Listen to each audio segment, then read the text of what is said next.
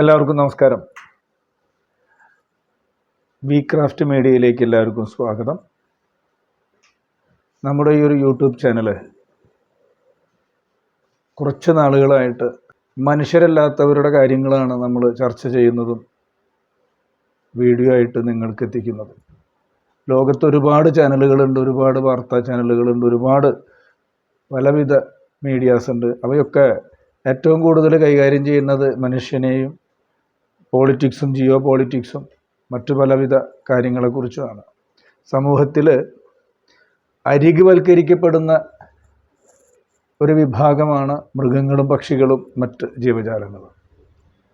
അതിൽ തന്നെ നമ്മുടെ ഭാരതത്തിൻ്റെ ഇന്ത്യയിലെ ദേശീയ മൃഗമായിട്ടുള്ള നമ്മുടെ നാടൻ ഭാഷയിൽ വരയൻ പുലിയെന്നും ഒഫീഷ്യലായിട്ട് കടുവ എന്ന് പറയുന്ന ജീവികൾക്ക് പോലും ഈ ഭൂമിയിൽ വംശനാശം സംഭവിക്കുന്നു എന്ന് പറയുന്നത് വളരെയധികം വിഷമമുള്ള കാര്യമാണ്. കാരണം കടുവ നമുക്ക് ആപൽക്കാരിയാണെങ്കിലും അതിൻ്റെ സൗന്ദര്യം, അതിൻ്റെ ഭംഗി ആസ്വദിക്കാത്തവരായിട്ട് ഈ ലോകത്ത് ആരുണ്ടാവില്ല. എങ്കിലും അവയ്ക്ക് പോലും ഈ ഭൂമിയിൽ പിടിച്ചു നിൽക്കാൻ കഴിയുന്നില്ല. മനുഷ്യൻ്റെ സ്വാർത്ഥതയുടെ, അവൻ്റെ നിക്ഷിപ്ത താല്പര്യങ്ങൾക്ക് വേണ്ടി അവൻ എല്ലാത്തിനെയും ബലിയാടാക്കുന്നത് പോലെ നമ്മുടെ ദേശീയ മൃഗമായിട്ടുള്ള ഈ ഒരു മൃഗത്തിന് പോലും നിലനിൽപ്പില്ലാത്ത അവസ്ഥയാണ് വന്നുകൊണ്ടിരിക്കുന്നത്. അപ്പോൾ നമുക്കൊരു കാര്യം ചെയ്യാന്ന് വെച്ചാൽ അതിനെക്കുറിച്ച് കുറച്ച് ആധികാരികമായ കുറച്ച് കാര്യങ്ങൾ നമുക്കും നമ്മുടെ കുട്ടികൾക്കും വേണ്ടി പങ്കുവയ്ക്കാൻ ഞാൻ ആഗ്രഹിക്കുകയാണ്. ഇനി നമുക്ക് നമ്മുടെ ഇന്ത്യയുടെ ദേശീയ മൃഗമായ കടുവയെക്കുറിച്ച് കുറച്ച് അറിവുകൾ നമുക്ക് പങ്കുവയ്ക്കാം.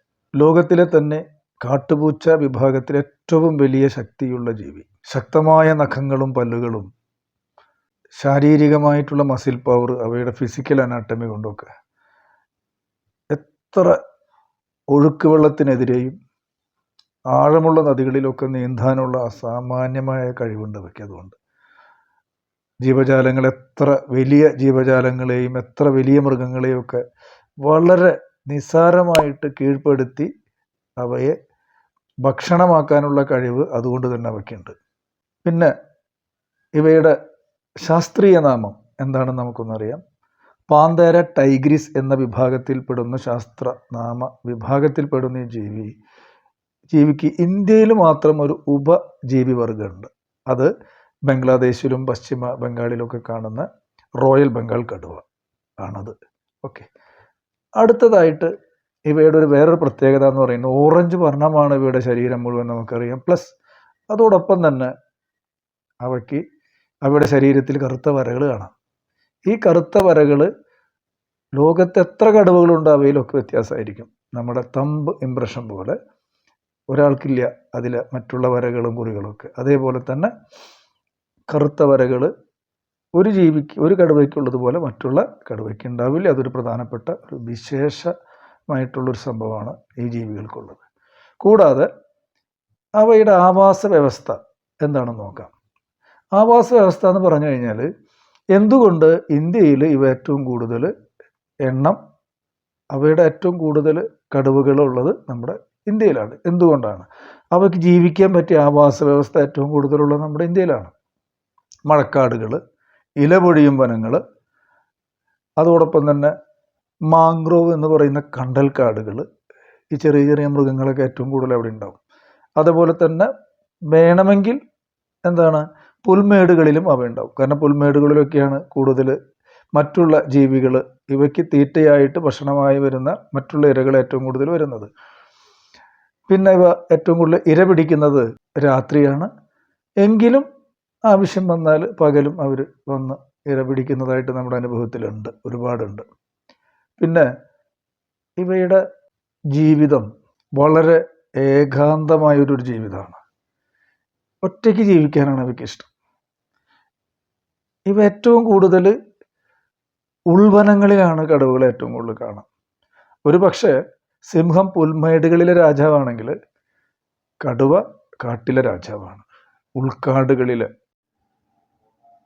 ഇനി നമുക്ക് നമ്മുടെ ഈ കടുവ എന്ന് പറയുന്ന വരയൻപുലി ഇന്ത്യയുടെ ദേശീയ മൃഗമായി മാറുന്നത് എന്നാണ്. 1947 ഓഗസ്റ്റ് 14 അർദ്ധരാത്രി നമുക്ക് സ്വാതന്ത്ര്യമൊക്കെ കിട്ടി. പക്ഷേ ഈ ഒരു മൃഗത്തെ നമ്മൾ ദേശീയ മൃഗമാക്കുന്നത് വർഷങ്ങൾ കഴിഞ്ഞ് 1973 ഇവയെ നമ്മൾ ദേശീയ മൃഗമാക്കി മാറ്റുന്നതിൽ ആ മൃഗത്തിൻ്റെതായ ഒരുപാട് ക്വാളിറ്റീസ്, ഗുണങ്ങൾ മനസ്സിലാക്കിക്കൊണ്ട് തന്നെയാണ് അവയെ നമ്മൾ ഇന്ത്യയുടെ ദേശീയ മൃഗമാക്കി മാറ്റുന്നത്. ഒന്നാമത് അവയുടെ കരുത്തും ധീരതയും ഇച്ഛാശക്തിയാണ്. നേരത്തെ പറഞ്ഞു, ഏതൊരു നദിയെയും കുറുകെ കടന്ന് അടുത്ത ഘട്ടത്തിലേക്ക് എത്താനുള്ള, വിജയത്തിലേക്ക് എത്താനുള്ള അവയുടെ ഇച്ഛാശക്തിയും ആരോഗ്യവും, പിന്നെ അവയുടെ ധീരത, അതോടൊപ്പം തന്നെ ശക്തി, ധൈര്യം, രാജസികത, എന്തിനേയും ഏറ്റെടുക്കാനും അഭിമുഖീകരിക്കാനും ഒറ്റയ്ക്ക് എല്ലാത്തിനെയും നേരിടാനും എതിരിടാനുള്ള കഴിവ്, വിജയിക്കുന്നത് വരെ പോരാടാനുള്ള ഇച്ഛാശക്തി, ഇവയൊക്കെ ഇവയുടെ ഒരു പ്രത്യേകതയാണ്. കാരണം ഇപ്പോൾ ഒറ്റയ്ക്ക് കാടിനുള്ളിൽ ജീവിക്കാൻ ആഗ്രഹിക്കുന്ന ഒരു മൃഗമാണ്. അവ ഇര തേടുന്നത് ഒറ്റയ്ക്കാണ്.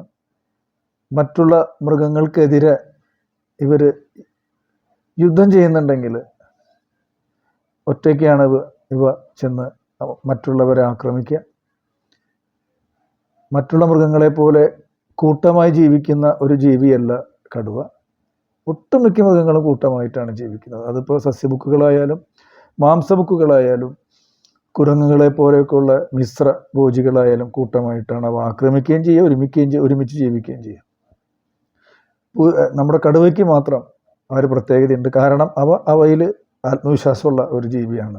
എൻ്റെ ശക്തിയിലും എൻ്റെ ധീരതയിലും എൻ്റെ രാജസിക മനോഭാവത്തിലും എൻ്റെ ഇച്ഛാശക്തിയിലും എന്നെ വെല്ലാൻ ഈ കാട്ടിൽ ആരുമില്ല എന്ന ദൃഢവിശ്വാസം ആ മൃഗത്തിനുള്ളത് കൊണ്ട് തന്നെയാണ് ഭാരതം പോലുള്ള ഒരു രാജ്യത്ത് ഈ കടുവ എന്ന് പറയുന്ന വരയൻപുലി ഇന്ത്യയുടെ ദേശീയ മൃഗമായി മാറാനുള്ള ഒരു കാരണം.